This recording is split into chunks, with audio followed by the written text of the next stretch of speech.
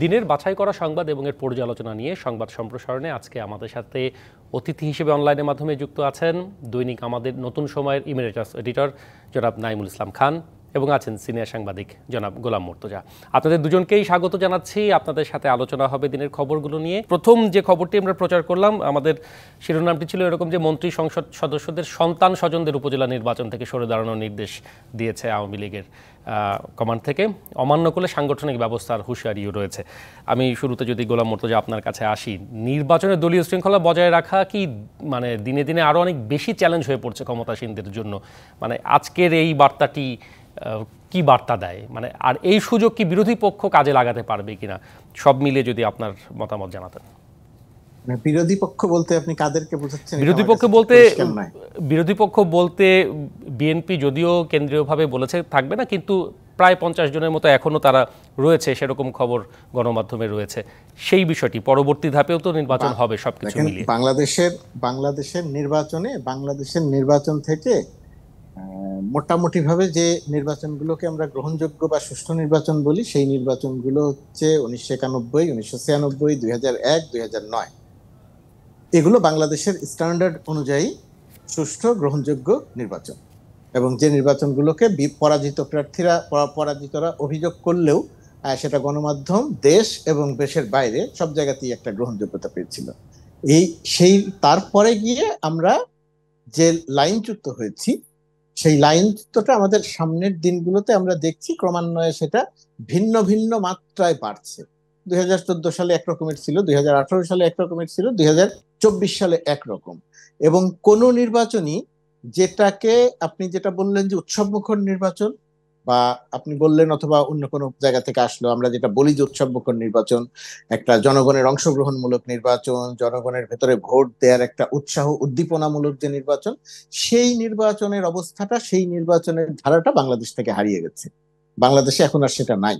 বাংলাদেশে এখন 2014, 2018 এবং 2024 সালে যে নির্বাচন হয়েছে, সেই নির্বাচনটাই মডেল হয়ে গেছে। যদিও বাংলাদেশের নির্বাচনে অতীতে সামরিক সরকারগুলোর সময়ও নির্বাচনেও জাতীয় নির্বাচনগুলো একেবারেই সুষ্ঠু হতো না, ভোটারের অংশগ্রহণ থাকতো না, কিন্তু ভোট পড়তো জাতীয় নির্বাচনগুলো। সামরিক সরকার স্থানীয় সরকার নির্বাচন, মানে আপনি যদি ওই 2009 নির্বাচনের পরেও বলি, স্থানীয় সরকার নির্বাচনকেও কি আপনি সেই একই ধারায় ধরবেন কিনা? গত বছর যে স্থানীয় সরকার নির্বাচন হলো, সেখানে তো দলীয় প্রতীকে নৌকার প্রার্থীদের ভরাডুবি হয়েছে বিভিন্ন জায়গায়।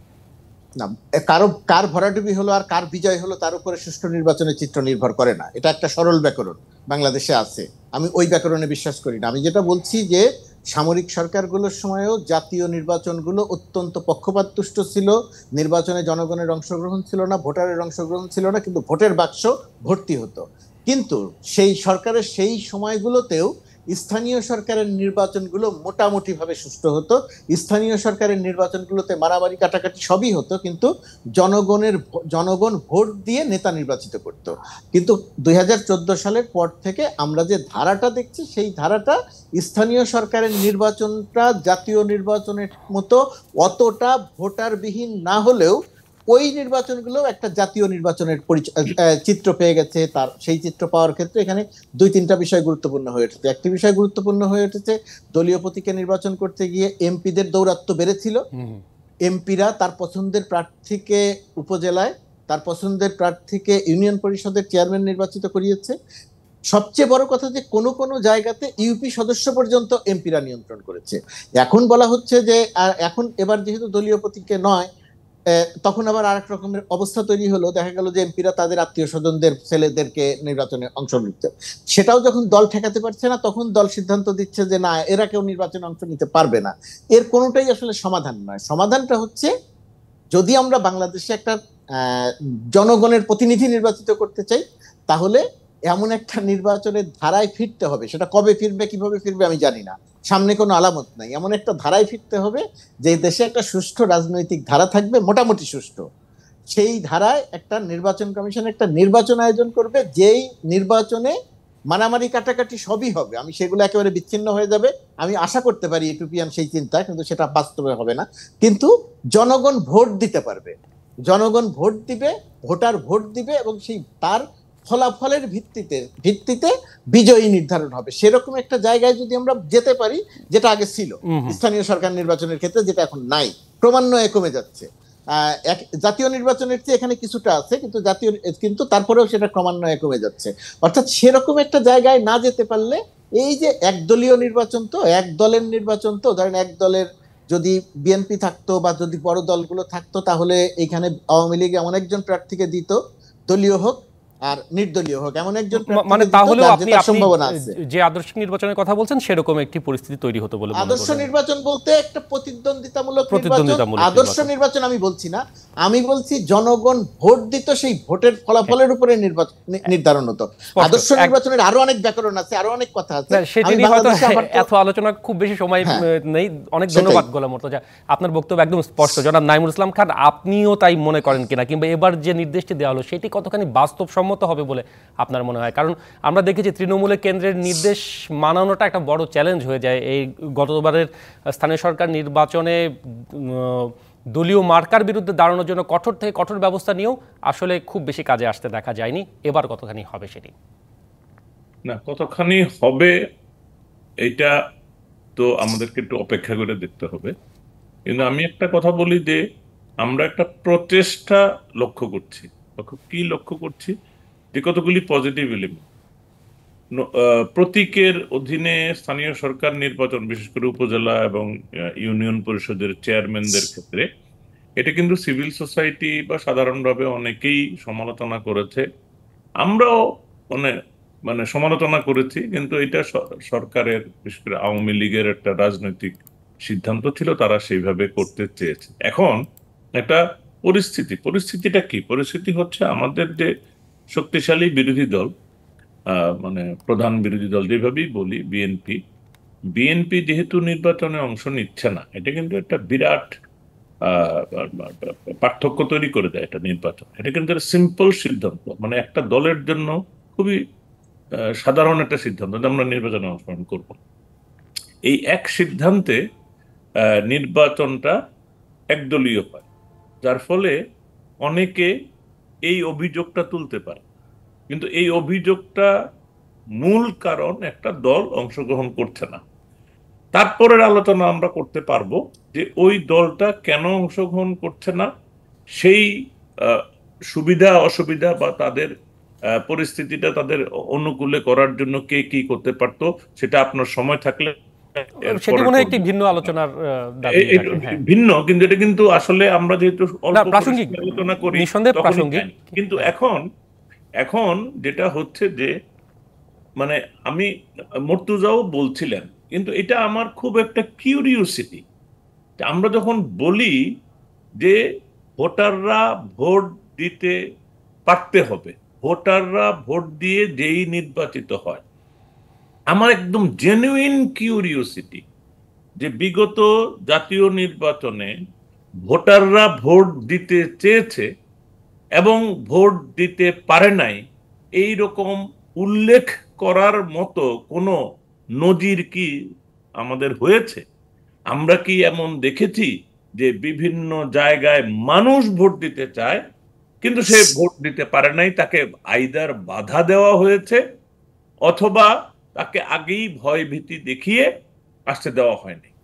আমার ধারণা মতে, আমার জানা মতে, সাংবাদিক হিসেবে সংবাদপত্র করি বলে এইরকম কোনো উল্লেখ করার মতো অভিযোগ গত নির্বাচনে ছিল না। এখন কতজন অংশগ্রহণ করেছিল ভোটার, সেই আলোচনাটা আবার ডিফারেন্ট। আমি বলেছি বাধা দেওয়া হয়েছিল কিনা। এখন আমি ওই দিন ডক্টর ইউনুস একটা ইন্টারভিউ দিয়েছেন, মানব জমিনের মতিউর রহমান চৌধুরী এবং তারিক চয়ন ছিলেন ওইখানে। উনি হঠাৎ করে ওনার বিভিন্ন কথার প্রসঙ্গে গিয়ে বললেন, আমি তো ভোট দিতে পারিনি। মতিউর রহমান চৌধুরীকে জিজ্ঞেস করলেন, আপনি কি ভোট দিয়েছেন? উনি বলল যে না। তারপরে তারিক চয়নকে ডক্টর ইউনুসই জিজ্ঞেস করলেন, এটা তো লাইভ, এটা ইউটিউবে আছে, আপনি দিয়েছেন? তারিক চয়নও জবাব দিল না। তখন বলল, এই যে আমরা তিনজন এখানে, আমরা কেউ ভোট দিই নাই, তাহলে ভোটটা কে দিল? এবং তারপরে বললে, দেখেন এখানে অঙ্কটা, এটা ভেরি ভেরি ভেরি ইন্টারেস্টিং অঙ্ক, যে একটা অনুষ্ঠানে তিনজনের কেউ ভোট দেন নাই, সুতরাং কে ভোট দিল? এটা একটা প্রশ্ন তুলে ফেললেন। কিন্তু দ্বিতীয়ত উনি বললেন, আমরা ভোট দিব কিভাবে?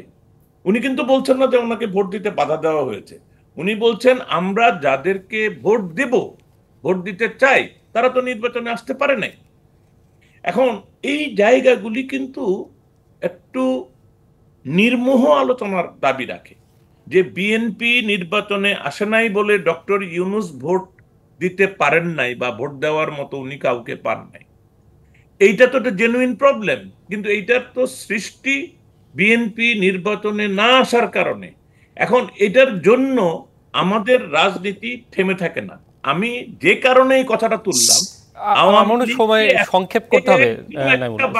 যে কারণে আমি কথাগুলি বলেছি, যে আওয়ামী লীগ যে এখন মনে করেন আত্মীয় স্বজনকে নির্বাচন করতে না বলছে, তারা এই যে একটা নতুন পরিস্থিতিতে তারা চাচ্ছে একটু পরীক্ষা নিরীক্ষা করে যে কিভাবে জনগণের অংশগ্রহণে একটা প্রতিদ্বন্দ্বিতাপূর্ণ নির্বাচন হবে, কিন্তু এটা আত্মীয় স্বজনের একচেটিয়াকরণ যেন না হয়, মানুষের চয়েসের যেন একটা প্রতিফলন থাকে, আস্থার জায়গাটি যাতে ফিরে আসে, সেই জায়গাটি, সেই পরিস্থিতি হয়তো তৈরি করার ক্ষেত্রে এই নির্দেশনা আসতে পারে, যেটি বুঝতে পারছি আপনার কথায়।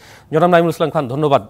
গোলাম মুর্তজা, আমরা একটা বিরতি নিতে চাই। বিরতির পর ফিরে এসে বাকি যে বিষয়গুলো রয়েছে সেগুলো নিয়ে আলোচনা হবে। নিটল টাটা নিবেদিত সংবাদ সম্প্রসারণে ফিরছি কিছুক্ষণের মধ্যে। নিটল টাটা নিবেদিত সংবাদ সম্প্রসারণে আবারও আমরা ফিরে এলাম। আমাদের সাথে আছেন দৈনিক আমাদের নতুন সময়ের ইমেরিটাস এডিটর নাঈমুল ইসলাম খান এবং সিনিয়র সাংবাদিক জনাব গোলাম মুর্তজা। আবারও স্বাগত জানাচ্ছি আপনাদের দুজনকে। সিপিডিতে আজকে একটি আলোচনা অনুষ্ঠানই বলা যায়, বইয়ের মোড়ক উন্মোচন উপলক্ষে দেশের শীর্ষস্থানীয় অর্থনীতিবিদরা ছিলেন। সেখানে দেশের ভবিষ্যৎকে বন্ধক রেখে বাংলাদেশের অর্থনৈতিক উন্নয়ন হচ্ছে, এরকম মন্তব্য করেছেন বিশ্বব্যাংকের যিনি পরামর্শক ডক্টর জাহিদ হোসেন। আর বাংলাদেশ আরও যেটি বলা হয়েছে যে বাংলাদেশ সস্তা শ্রমের অর্থনৈতিক ফাঁদে আটকা পড়ছে, এটি বলেছেন অর্থনীতিবিদ হোসেন জিল্লুর রহমান। এবং সিপিডির যিনি প্রতিষ্ঠাতা চেয়ারম্যান রেমান সোবান, তিনি বলছেন যে এগিয়ে যাওয়ার জন্য ব্যাপক সম্ভাবনা এবং সম্পদ এখনও বাংলাদেশের রয়েছে। আসলে প্রকৃত চিত্র কতখানি এইসব মন্তব্যে উঠে আসছে? জনাব নাঈমুল ইসলাম খান, আপনার কাছে যদি আসি। প্রত্যেকের বক্তব্যের মধ্যেই প্রকৃত চিত্রের রিফ্লেকশন আছে।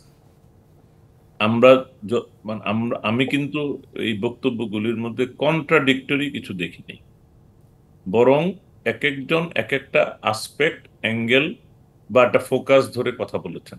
যেমন সর্বশেষ রেহমান সোবানের যে কথা, উনি কি বলেছেন?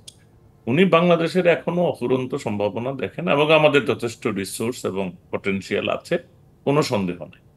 এখন আপনি মনে করেন যে হোসেন জিল্লুর যে বলেছেন আমাদের অর্থনীতিটা এখনো এই যে বৈদেশিক মুদ্রা আর্ন করি একেবারেই সস্তা লেবার, আমরা যে এক্সপোর্ট করি এটাও সস্তা শ্রমের ভিত্তিতে, মানে আমাদের শ্রমটা এখনো তুলনামূলকভাবে সস্তা, এই জন্য আমরা করি।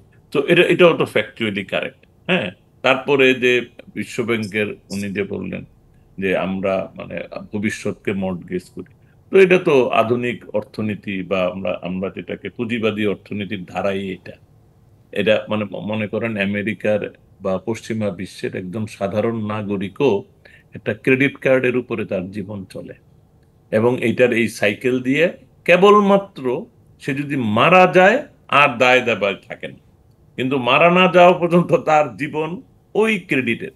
সুতরাং আমি ওনাদের তিনজনের কথার মধ্যেই কোনো কন্ট্রাডিকশন বা আমি নিরুৎসাহিত হওয়ার কিছু দেখতেছি না।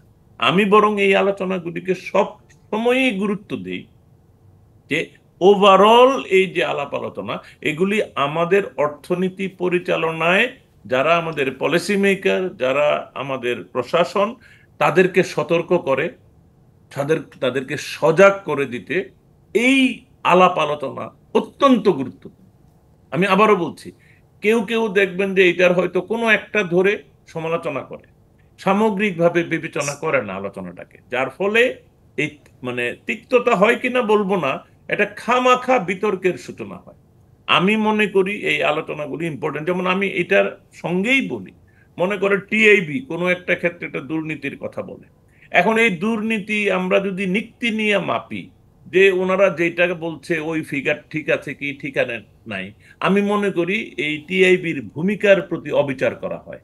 টিআইবির ভূমিকাটাকে আমি ওয়েলকাম করি এই জন্য যেটা একটা উপলক্ষ তৈরি করে দেয় কোনো একটা সেক্টরে কোনো একটা অন্যায় আছে, কম অথবা বেশি, যতটুকু বলা হচ্ছে ততটুকু, তার চেয়ে কম, তার চেয়ে হয়তো বেশি, মানে এক ধরনের পর্যালোচনার সুযোগ হলো যে আমরা এটা আবার আলাপ আলোচনা করে সেখানে কি ইমপ্রুভমেন্ট, সামান্য যদি ইমপ্রুভমেন্ট আনি প্রতি বছর আলোচনায়, একটু একটু করেও যদি আমরা ইমপ্রুভমেন্ট আনার মতো সচেতন হই, আমি মনে করি এটা অত্যন্ত গুরুত্বপূর্ণ। সুতরাং এই যে সিপিডির আলোচনা, তাদের যে প্রকাশনা, দিস ইজ ভেরি ওয়েলকাম।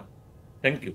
অনেক ধন্যবাদ জনাব গোলাম মর্তুজা। আপনিও অর্থনীতি বিশেষজ্ঞদের এই সব মতের সাথে কতখানি একমত, কিংবা যেটা নাইমুল ইসলাম খান বললেন সেটাকে আমি সেই জায়গাতে আসবো। তার আগে শুধু খুব সংক্ষেপে যে কথাটা বলতে চাই, আগের অংশের একটু আলোচনা, সেটা হচ্ছে যে ওই যে আইন ভাই যে কথাটা বললেন যে ভোটার ভোট দিতে চেয়েছেন কিন্তু তাকে বাধা দেওয়া হয়েছে কিনা, এরকম ঘটনা ঘটেনি।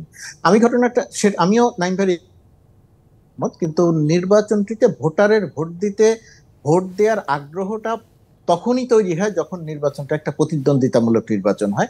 একদলীয় নির্বাচন হলে অথবা ভোট ছাড়া নির্বাচন হয়ে যেতে পারে, সেরকম একটা অবস্থা হলেই ভোটারের ভোট দেওয়ার আগ্রহটাই তৈরি হয় না, সুতরাং বাধা দেওয়ার প্রসঙ্গ নয় এখানে। এটা হচ্ছে একটি বক্তব্য। আর সিপিডির যে আলোচনাটা, আমার কাছে মনে হয়েছে সিপিডি মাঝে মধ্যে যে সমস্ত কাজ করে সেই সমস্ত কাজের মধ্যে এবারের যে 50 বছরের বাংলাদেশের তাদের যে প্রকাশনা এবং সেই প্রকাশনা উপলক্ষে যে আয়োজন, সেই আয়োজনের যে খুব সংক্ষিপ্ত অংশটুকু আপনাদের সংবাদে দেখলাম, ডক্টর জাহিদ, রেহমান সোবহান, ডক্টর হোসেন জিল্লুর রহমান এবং ডক্টর এম এম আকাশের একটা বক্তব্য এসেছে, এম এম আকাশের বক্তব্য। এই বক্তব্যগুলো থেকে আমার কাছে মনে হলো যে সিপিডির আজকের এই আলোচনা এবং প্রকাশনার আয়োজনটা ভবিষ্যৎ বাংলাদেশের জন্য এবং বর্তমান সময়ের বাংলাদেশের জন্য অত্যন্ত তাৎপর্যপূর্ণ। সবার বক্তব্যের মধ্যে বাংলাদেশের যে বাস্তবতা, সেই বাস্তবতার প্রতিফলন ঘটেছে। ভবিষ্যৎ বন্ধক রেখে পৃথিবীতে এক ধরনের চলার একটা রীতি তৈরি হয়েছে, এটা অস্বীকার করা যাবে না। কিন্তু ভবিষ্যৎ বন্ধক রেখে চলার যেরকম রীতি তৈরি হয়েছে, একই সঙ্গে সেই জায়গাটাতে সবসময় একটা আশঙ্কা থাকে। সেই ভবিষ্যৎ বন্ধক রেখেছি, সেই বন্ধক মুক্তভাবে আমি যদি নিরবিচ্ছিন্নভাবে চলে যেতে পারি তাহলে সমস্যা নেই, কিন্তু কখনো গিয়ে যদি আমার গিয়ে আটকে যাই তখন হয় একটা সমস্যা হয়। সেই কারণে ভবিষ্যৎ বন্ধক রাখাটা, না রেখে কোনো উপায় নাই, কিন্তু রাখাটা হিসাব নিকাশটা খুব জরুরি। সুতরাং সরকারের উচিত হবে, এবং আজকের এই আলোচনাটার যতটুকু আমরা সংবাদে দেখালেন আমি তার চেয়েও আরেকটু জানি এটার বিষয়ে, সেই কারণে বলছি যে প্রকাশনাটা বের হবে। আমাদের এখানে তো ওই অর্থে থিঙ্ক ট্যাঙ্ক বা গবেষণা প্রতিষ্ঠান ওই অর্থে নাই বললেই চলে, সিপিডি তার মধ্যে একটা এবং অন্যতম। এবং সেখানে যে সমস্ত মানুষ জড়িত আছেন, ডক্টর রেহমান সোবহান সহ, এই সমস্ত কোনো মানুষই কিন্তু চেতনাগতভাবে আওয়ামী লীগ সরকারের বা আওয়ামী লীগের বিরোধী নয়। সুতরাং এই জায়গা থেকে যে প্রকাশনাটা আসবে এবং এই যে বক্তব্যগুলো আসছে, আমি মনে করি সত্যি সত্যি যদি আওয়ামী লীগ 2041 সালের যে ভীষণ উন্নত দেশের যে ভীষণ বাস্তবায়ন করতে চায়, তাহলে ওই যে কয়েকজন মন্ত্রী আছে যারা অহেতুক বোগাস টাইপের কথা বলেন, ওই কয়েকজন মন্ত্রীর ওই সমস্ত কথা বলা বন্ধ করে এই প্রকাশনাটা নিয়ে, এবং এখানে যে মূল আলোচনাটা হলো এই বিষয়টিকে যদি আগামী দিনের পথ চলার ক্ষেত্রে, দেশ চলার ক্ষেত্রে এক ধরনের নির্দেশনা বা দিক নির্দেশনামূলক প্রকাশনা হিসেবে দেখে, বক্তব্যগুলোকে যদি মনে করে, সেটা নিয়ে যদি অগ্রসর হয়, এবং এর বাইরে এখানে যা বলেছে সেই বিষয়ে যদি সরকারের আরো কিছু জানার থাকে, ওই সমস্ত এক্সপার্টদের সঙ্গে যদি তারা বসেন, তাহলে সরকারের পক্ষে আগামী দিনের যে অর্থনৈতিক চ্যালেঞ্জ, অত্যন্ত কঠিন চ্যালেঞ্জ সামনের সময়টিতে, যে কথাগুলো এখানে বলা হয়েছে আমরা সারা পৃথিবীর চিত্র যেটা দেখছি, সেই চ্যালেঞ্জটা মোকাবেলা করা তুলনামূলকভাবে সহজ হবে। কারণ আগামীর দিনগুলোতে অনেক রকমের সংকট আছে। যে রেহমান সোবহানের কথাই যেরকম আসছে, ব্যাপক সম্ভাবনার কথা বলা হচ্ছে, আমি তার সাথে সম্পূর্ণ একমত, অর্থনীতির মানুষ না হয়েও, কিন্তু ব্যাপক সম্ভাবনা যেরকম আছে, একই সঙ্গে ব্যাপক সংকট এবং ব্যাপক চ্যালেঞ্জ আছে। কারণ আগামী পৃথিবীটা কোন জায়গাতে যাচ্ছে আমরা জানি না। আজকে রাশিয়া ইউক্রেন যুদ্ধ স্থগিত হয়েছে, কালকে ইরান আর ইসরায়েলকে কেন্দ্র করে মধ্যপ্রাচ্যের অবস্থা সম্ভাবনা হয়তো কম, কিন্তু সেই সম্ভাবনা আবার প্রবল ভাবে আছে যে কি হবে আমরা জানি না। সুতরাং আগামী দিনের পৃথিবীতে টিকে থাকতে হলে, যোগ্যতার সঙ্গে টিকে থাকতে হলে, উন্নত দেশের ভীষণ বাস্তবায়ন করতে হলে, আমি মনে করি সিপিডির এই আয়োজনটি সরকারের জন্য অত্যন্ত সহায়ক হবে। অহেতুক এটাকে উড়িয়ে না দিয়ে সহায়ক হিসেবে দেখা উচিত সরকার, মানে বিরোধিতা না করে সেটাকে আসলে তাৎপর্য, বিরোধিতা করুক কিন্তু গুরুত্বপূর্ণ উপাদানগুলো নিয়ে এগুলোকে গ্রহণ করতে হবে, উড়িয়ে দেয়া যাবে না। একদম স্পষ্ট আপনাদের দুজনের বক্তব্য। অসংখ্য ধন্যবাদ দুজনকে। আরও একটি বিরতির সময় হলো। নিটল টাটা নিবেদিত সংবাদ সম্প্রসারণে আমরা ফিরবো কিছুক্ষণের মধ্যে। এরপরে সংবাদ সম্প্রসারণে ফিরলাম, এটি নিবেদন করছে নিটল টাটা গ্রুপ। দৈনিক আমাদের নতুন সময়ের ইমেরিটাস এডিটর নাইমুল ইসলাম খান এবং সিনিয়র সাংবাদিক গোলাম মুর্তজা আছেন আমাদের সাথে।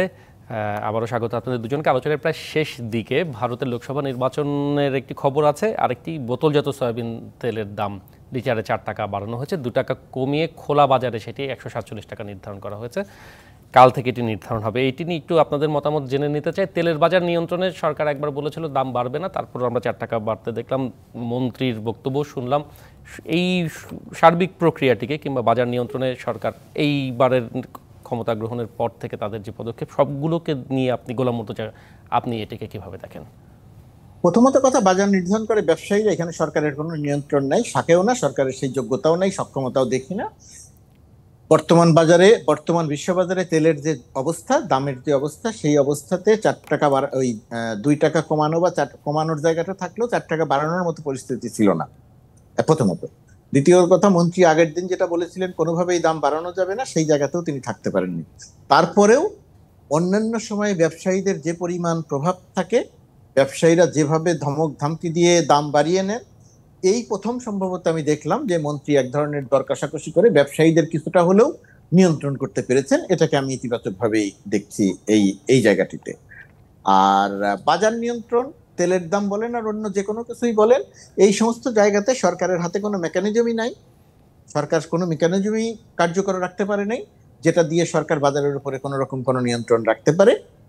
বাজারের মতো চলে, বাজার ব্যবসায়ীরা নিয়ন্ত্রণ করে, সেখানে সরকারের কোনো ভূমিকা নেই। সরকার ব্যবসায়ীদের কাছে এক ধরনের জিম্মি। সরকারের যে লোক দেখানোর জন্য টিসিবির মাধ্যমে কয়েকটা ট্রাক দাঁড় করিয়ে কিছু কিছু বিক্রি করে, এইটাও আবার কেনে অধিকাংশ ক্ষেত্রে এই ব্যবসায়ীদের কাছ থেকে। তার মানে ব্যবসায়ীদের উপরে সরকার নির্ভরশীল। সরকার লোক দেখানোর জন্য মাঝে মধ্যে কিছু কাজ করে থাকে। আপনার এই বাজারের এই প্রসঙ্গটাই তো ছিল, অন্য কোনো প্রসঙ্গের কথা বলেছিলেন? আমরা ভারতের লোকসভা নির্বাচন কালকে হবে। ভারতের লোকসভা নির্বাচন এটা অনেক গুরুত্বপূর্ণ, বাংলাদেশের জন্য অত্যন্ত গুরুত্বপূর্ণ। এবং ভারত তো পৃথিবীতে এত বড় একটা দেশ, সেইখানে মোটামুটি ভাবে একটা সুষ্ঠু ভোটের যে ধারা তৈরি করেছে, সেটা পৃথিবীতে এই কারণে প্রশংসিত। বিস্তারিত আলোচনা সেই জায়গাটিতে যাচ্ছি না, কিন্তু বাংলাদেশের জন্য পশ্চিমবঙ্গের নির্বাচন, বাংলাদেশের জন্য ত্রিপুরার নির্বাচন, জাতীয়ভাবে তো বটেই। আমি যদি আরো ছোট করে দেখি তাহলে এই দুটি জায়গার নির্বাচন খুব গুরুত্বপূর্ণ।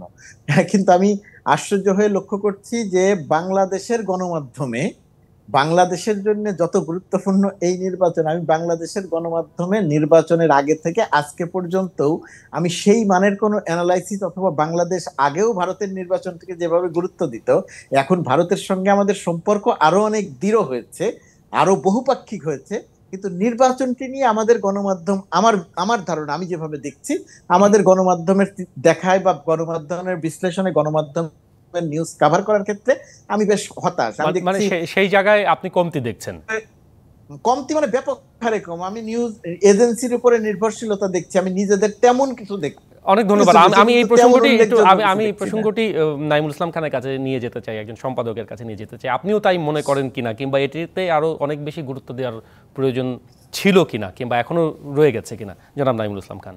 আমি তো মনে করি যে আমাদের পাঠকের কাছে ভারত এমনকি পাকিস্তানের নির্বাচন, এটা আমরা যেভাবেই দেখি, এটা একটা বড়, পাকিস্তানের নির্বাচন খুবই গুরুত্বপূর্ণ পাঠকের কাছে অনেক ক্ষেত্রে। সো আমরা কিন্তু এবার ভারতের নির্বাচনের ক্ষেত্রে আমি মুর্তজার সাথে একমত। আমাদের পত্রিকাগুলির বিশেষ করে বা টেলিভিশনের খুব একটা আগ্রহ দেখলাম না। আগে কিন্তু আমাদের মধ্যে হইতো, আমাদের সঙ্গেই আমার যে রিপোর্টার আছে তারা ভারতে গেছে, ভারতে ঘুরে ঘুরে কভার করেছে। আমানুদ্দৌলারা এক সময় ভারতে নির্বাচন, পাকিস্তানের নির্বাচন, ডিবিসির মঞ্জু পাকিস্তান নির্বাচন কভার করতে গিয়েছে। মানে আমাদের এই ব্যাপারটা ইদানিং কেন জানি নাই। আমাদের জার্নালিজমে সেলফ সেন্সরশিপ বা উৎসাহ উদ্দীপনায় বড় ঘাটতি আছে। আমরা এই যে নিজে সেন্সরশিপ এবং উৎসাহ উদ্দীপনায় ঘাটতি, এটার থেকে বাঁচতে আমরা প্রায়শই ওই সরকারের ওই চাপ, নানান রকম কথাবার্তা বলি, তার কিন্তু সবকিছু আমার কাছে সঠিক মনে হয় না, অন্যায় মনে হয়। আসলে আমরা আমাদের নিজেদের চেষ্টা যতটুকু করা সম্ভব করি না। ডেফিনেটলি ভারতের নির্বাচন আমাদের জন্য গুরুত্বপূর্ণ, কারণে এই সংক্ষিপ্ত পরিসরে এর থেকে বেশি আলোচনা করা যাবে না। তবে আমি আবার এই প্রসঙ্গে ওই যে আমি যে ভোটারের উপস্থিতি নিয়ে মুর্তজার কথার প্রেক্ষিতে আমিও একটু সংক্ষেপে বলতে চাই। আমি কিন্তু বাধার দিকটা বলেছি, কিন্তু যে সমস্যাটা যে তারা যে আসছে না নির্বাচনে, অনেক ভোটার যে আসবে না, তার তো একটা প্রধান কারণ যে তারা যাকে ভোট দিবে তারা নির্বাচনে নাই। তো এটা তো খুব ন্যাচারাল, মানে এটা নিয়ে প্রশ্ন আলোচনা করাটা আমার কাছে আর যৌক্তিক মনে হয় না। মানে মানে বিএনপি অংশ নেয় নাই, তার মানে বিএনপির একটা বিরাট ভোট ব্যাংক আছে, তারা আসবে না। সো এইটাকে আমি এটা মনে করি এটা বিএনপির পলিটিক্যাল স্ট্র্যাটেজি, সেটার অবভিয়াস একটা রেজাল্ট। আবার সয়াবিনের তেলের ক্ষেত্রে বলি, এটা মুর্তজা একভাবে বলেছেন, তার সাথেও আমি অংশত একমত যে শেষ পর্যন্ত কিন্তু বাজার সরকার নিয়ন্ত্রণ করতে পারবে না। আপনি যদি বাজার বলেন, বাংলাদেশ লক্ষ লক্ষ বাজারের সমষ্টি হলো বাংলাদেশ। আপনি কাউরান বাজারই তো বাংলাদেশের বাজার না। সো নিয়ন্ত্রণ করা যায় না। তাহলে এটাকে এই বর্তমান যে মন্ত্রী, তাকে আমার খুব ভালো লাগে, এটা আমি বলে দিই। উনি কিন্তু লেখাপড়া করা মন্ত্রী, উনি ব্যবসা বাণিজ্য নিয়ে পড়াশোনা করা, হিসাব নিকাশ জানালো। তো ওনার পক্ষে উনি উনি একটা কথা কিছুদিন আগে বলেছিলেন যে আমরা নিয়ন্ত্রণ না করে আমরা সাপ্লাই দিয়ে বাজারে প্রভাব রাখার চেষ্টা করব, সাপ্লাই এনশিওর করা। এই জায়গাটাতে আমাদের আবার আইনি সমস্যাও আছে। আমরা টিসিবি কে যথেষ্ট শক্তিশালী মানে করি নাই। টিসিবি একেবারেই সাময়িক ভূমিকা রাখে, সেই সক্ষমতা জায়গাটি তৈরি না করেই আসলে আমরাই তৈরি করি নাই, আমরাই করছি। তৈরি করতে দেই নাই। এবং তৈরি না করার ফলে কি হয়, তারা যখন বাজারে কিছুটা কন্ট্রিবিউট করতে চায় তখন কি করে, ওই যে মুর্তজা দেব ওরা আবার ওই ব্যবসায়ীদের কাছ থেকে কিনে। একদম স্পষ্ট। অনেক অনেক অনেক ধন্যবাদ নাঈমুল ইসলাম খান। আরো দীর্ঘ আলাপ করতে পারলে ভালো লাগতো। ধন্যবাদ গোলাম মুর্তজা। এই ছিল আমাদের আজকের আয়োজনে নিউট্রাল ডাটা নিবেদিত সংবাদ সম্প্রসারণে সাথে থাকার জন্য সবাইকে ধন্যবাদ।